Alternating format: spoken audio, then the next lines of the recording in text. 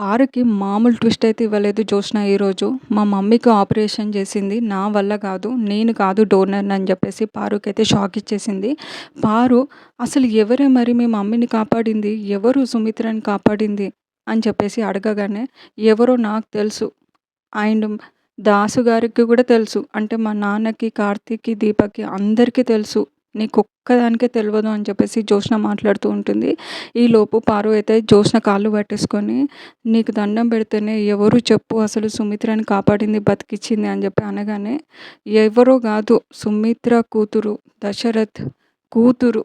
ఇద్దరి గారాల పట్టి ఎవరో కాదు దీపనే అని చెప్పి షాక్ ఇచ్చేస్తది. దీపనా?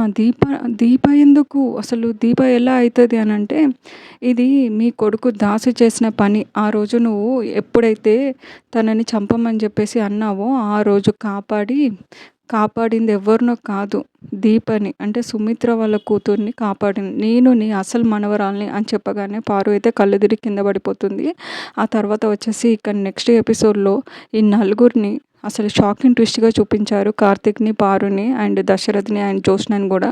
ఇక ముందు ముందు జరిగేదంతా గూడా హైలైట్‌గా ఉంటుంది. ఎందుకంటే పారుకైతే ఇప్పటివరకు నిజం తెలిసిపోయింది. ఇన్ని రోజులొచ్చేసి కార్తీక్‌కి, దీపక్‌కి అండ్ దాసుకైతే అసలు జోష్ననే వాళ్ళ కూతురు, సుమిత్ర కూతురు, దీప కాదు అసలు ఎవరో దీప అన్నట్టు పారు అయితే అనుకున్నది. కానీ ఇప్పుడైతే నిజం తెలిసింది.